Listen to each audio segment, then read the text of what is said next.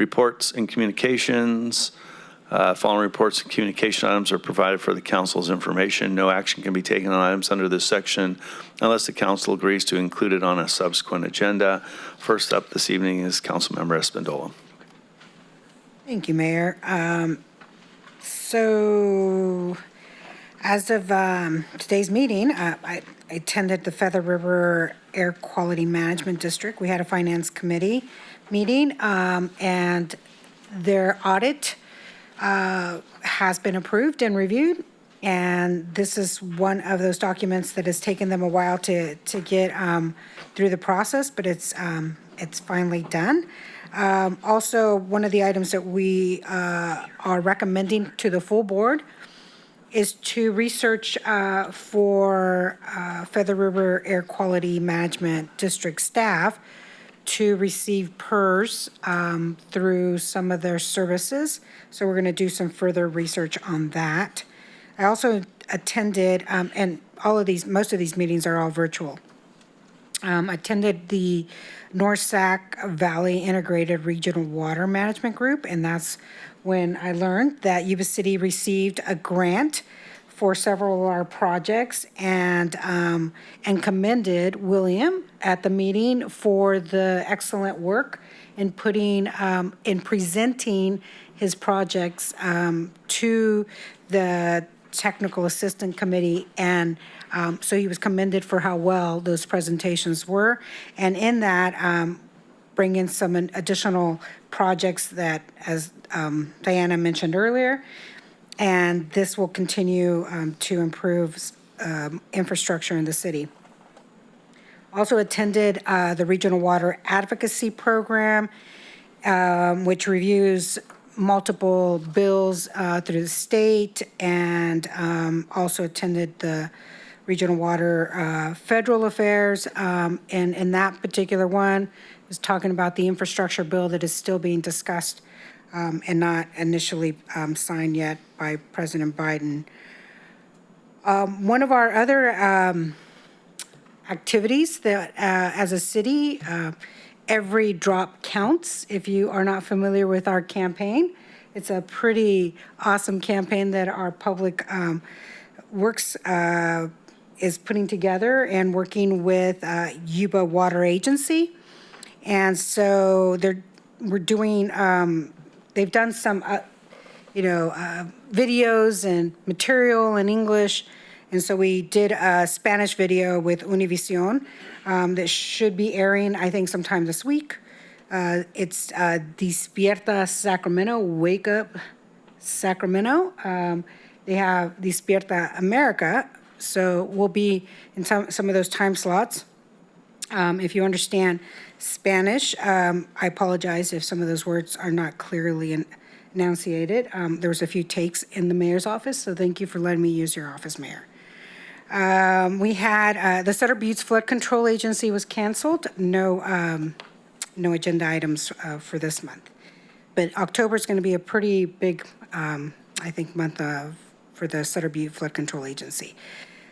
The city, our city, we hosted our homeless task force, and I'm happy to say that Mayor Boomgarden will be joining the task force, and so we're going to be doing some work together on that within the community. There's a scheduled cleanup date that I think our city manager sent out, September 19th. I hope that we can all join in and go speak to local businesses. Our team has been really busy in preparing for strategies that we can share with the businesses in the hot zone areas where we find there are multiple homeless individuals, resources, and also listening to those business owners and understanding how we can hopefully help with homeless situations in the community. We also have upcoming through the homeless task force and work, our government affairs committee meeting, which is going to be tomorrow. And then on Friday, the mayor and myself will be meeting with the county and further discussing plans of action that we can work together in the homeless arena to decrease the numbers and improve the quality of life for our community. If any of you are interested to have further discussion on this topic, I'd be more than happy to have an offline talk with each of you independently if you like, as long as we're within the Brown Act, right, City Attorney? Also, spoke at the groundbreaking ceremony at the Cedar Lane 41 units, which are low-cost affordable housing. It's a partnership that was funded through multiple local agencies and the consortium through Regional Housing Authority. So this is it's a really neat project. It's taken multiple partners and work to put together, but they're building 41 units.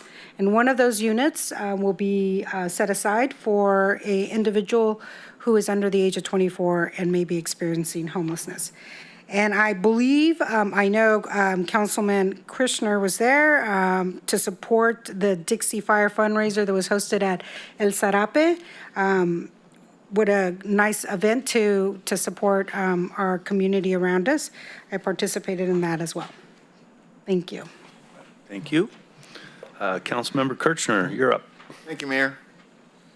Well, the countywide oversight board was canceled recently, but I did attend Yuba City Transit in lieu of the vice mayor. He had other obligations that day. Everyone's kind of hoping that the Sikh parade is going to happen this year. Certainly, I am.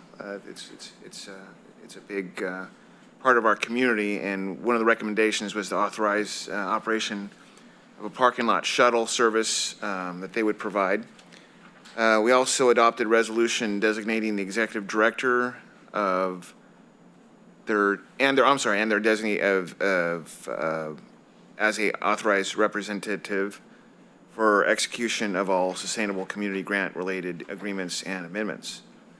Something that did come up during the meeting, and our vice mayor has talked about this in the past, is the shuffle that they're in right now. They're in the process of going from their facility off of Highway 70 over by Marysville High School to a new location off of Northville Road by Feather River Boulevard.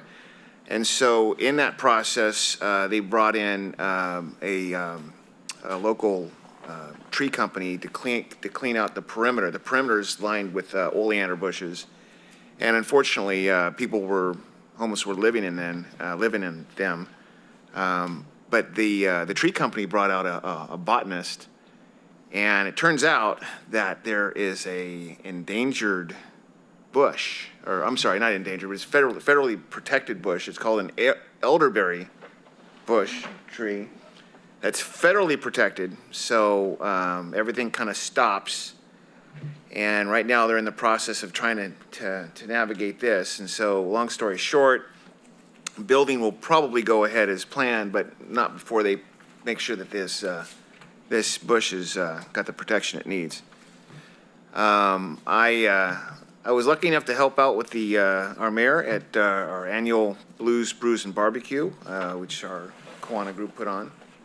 It was a big deal this year because it didn't happen last year, and I think they came up with raising like $35,000. $50K.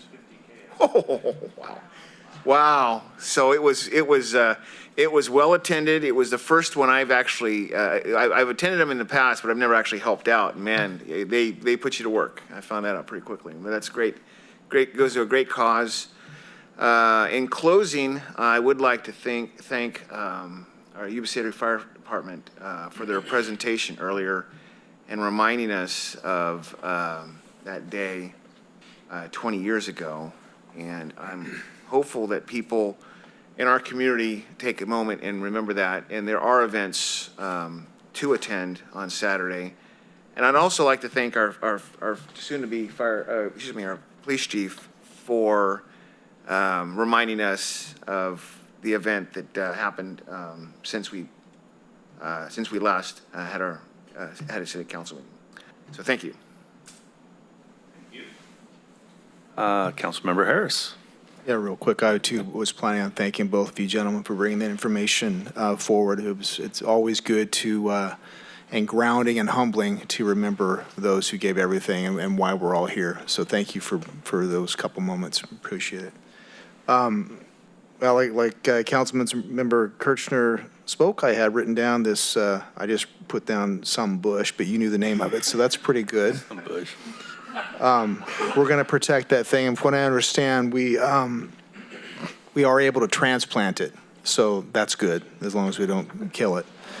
But, so, anyway, that was a lot of the part. One thing you did fail to mention about the transit meeting was you filled in as chair and did a great job. So that was awesome. CalCog was canceled, so I can't report on that. Regional housing, one of the main takeaways from that meeting was we have acquired some land in Colusa with the intent of being to build some more lower income housing units in that area to help them out, as well as the homeless folks, lower income folks, so that's good. And then, as always, SACOG and the Land Use and Natural Resources Committee that I am on, we heard a lot about SACOG today when we talk about arena numbers and the housing element and the priorities for SACOG, and thank you, Ben, for including that. They are very important. They have been proven to really make a difference, and we are listening to that, and the state will obviously take note.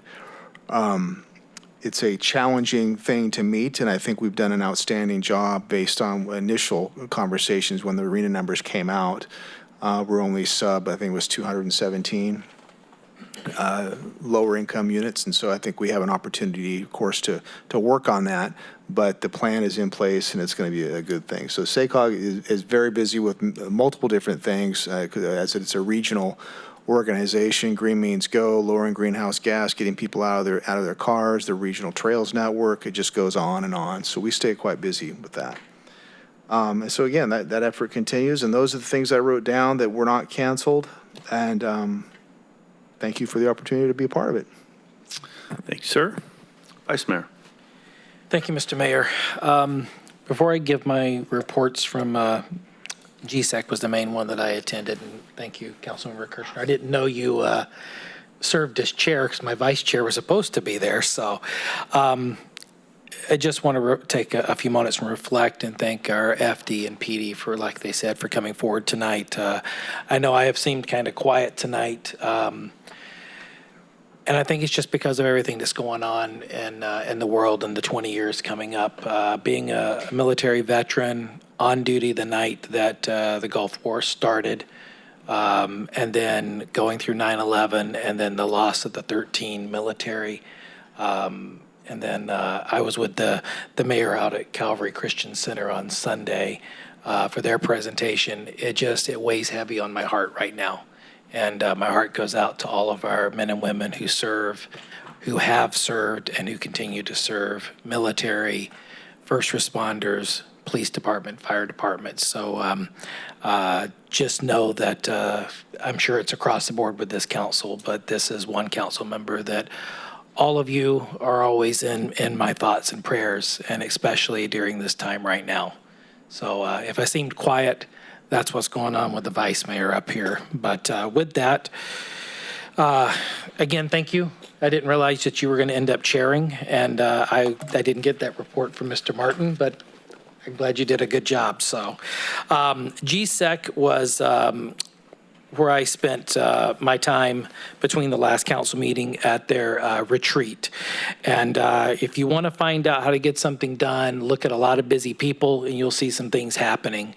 And as Councilmember Harris will tell you, this group is pretty well charged. They're very committed. And the neatest thing about GSEC, which is the Greater Sacramento Economic Council, is you've got the decision makers in that room that can actually get things done. And so some highlights of that meeting in it, we've heard little bits of it, and you guys may have heard about Aggie Square that's coming to Sacramento. It's a collaboration between a lot of medical field and R&D companies and UC Davis that is going to go into one of the hardest hit areas of Sacramento, build a complete center, and then not only use that for training and research and things, but they have agreed that a vast majority of the employees that will be employed there will be right there from that local area. So that's huge. And so these are the ideas that come up. So, we need to be looking at these opportunities because as the mayor and I talked, we've got some great opportunities here, even with ag research and some ag development and such. How do we tap into that pipeline and create something up here as well?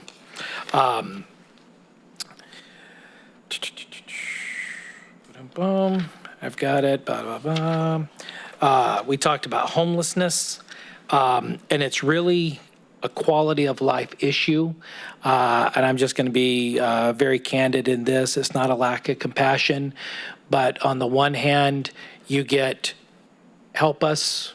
We need to be very compassionate. And on the other hand, and I'm sure all 5 of us have got this, we have a problem, come deal with it. And at some point, we've got to get those 2 communities to come together.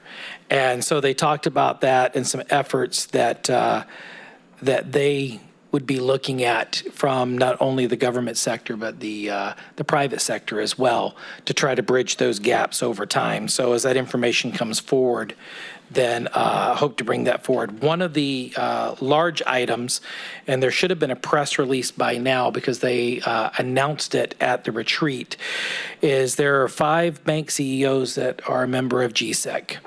And those 5 banks have committed to $100 million of financing available for low mod housing. So projects that we'll have here that they're looking for financing, it may be regional housing, maybe some of the multi-units and whatnot. GSEC is going to have those programs available to help them finance the infrastructure to that. There's a ton that came through that, and the best thing that I can do with what came out of GSEC, and I've already spoken with the mayor and the city manager, is I'd like to get Mr. Broom and Matt up here as well, and let's 3 sit down and give you a synopsis of some of the ideas, and then let's just start throwing it against the wall and see what sticks. What can we take into our community? Because right now GSEC seems to be running along that corridor of 80 and 50, but they want to turn north. But they need us to get engaged. And that's been the big takeaway, as I've said on GSEC this year. They just want us to get engaged. And we were talking about the general plan earlier. They're available to go in so that you, Ben, and Mr. Vaughn, you guys will know what they're trying to bring to this area. They'll meet with us on a monthly basis so that we can understand as we are designating land what might be down the line. The 5G, or not the 5G, but the fiber optic undergrounding is another huge infrastructure to a lot of the industries that are reaching out to this area, which are relying on the technology background. So there's a lot of good potential to get people to look up our way. And one of the big things that helps is the big A word, which is affordable. We are a lot more affordable than Sacramento itself. So there's a huge opportunity, and I look forward to those meetings coming up.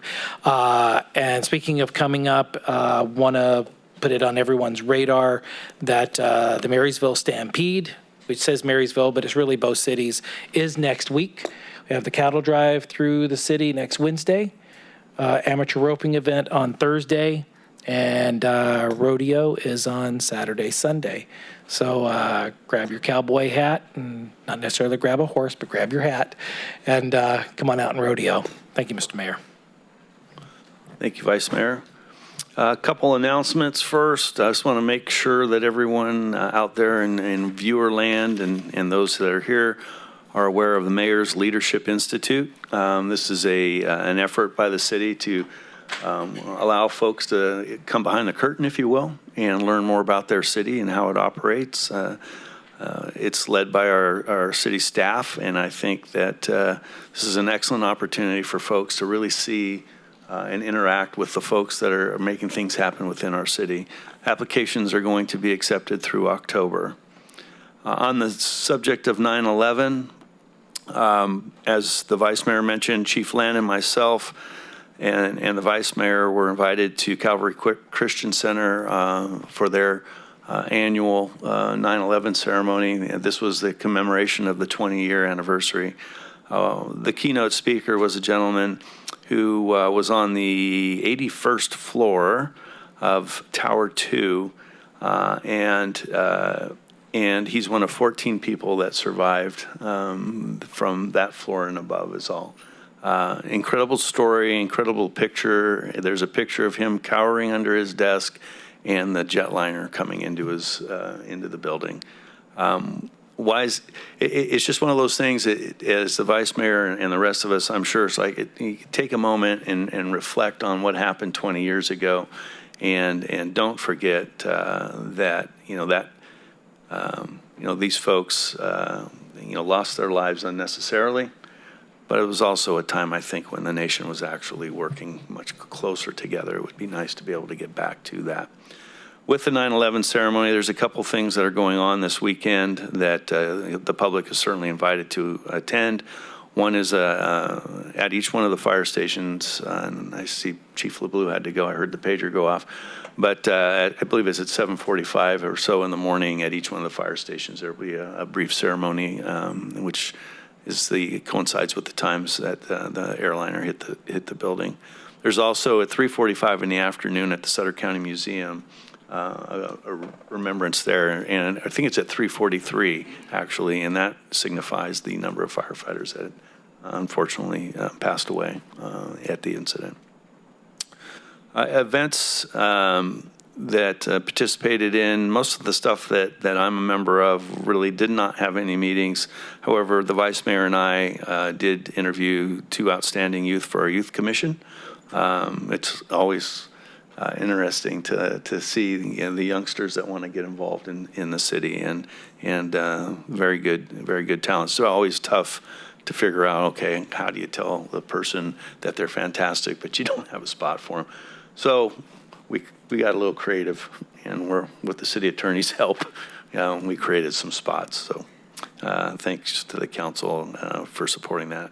Business Retention Task Force, an effort that's been headed up by the vice mayor, getting a little closer to the finish line. The vice mayor, the city manager, and I will be meeting to review the results of some surveys and reporting back here to the council, and then thinking about next steps. LAFCO, I have a LAFCO meeting this week. The reason I bring it up in advance is it has to deal with fire service. Of course, I do have a little bit of a soft spot for that, but there's an issue. There's an issue in our county with fire service, and people say, well, it's not Yuba City's issue, but it really is. We have automatic aid and mutual aid, which means we're sharing resources with each other all the time. And if the Sutter County fire system begins to experience challenges, and they are, then that could directly impact us. Not only then they ask us for service, but we ask them for help as well. So this is, at this particular meeting, we're going to begin the process based upon some grand jury recommendations or findings anyway, is to really look into what that delivery system looks like in the county. And this evening, I would like to close in memory of Francis Adams. Francis Adams served our country as a U.S. Marine. He also served the city of Yuba City as a Yuba City police officer. And Francis passed away here last night. And with that, I will close the meeting.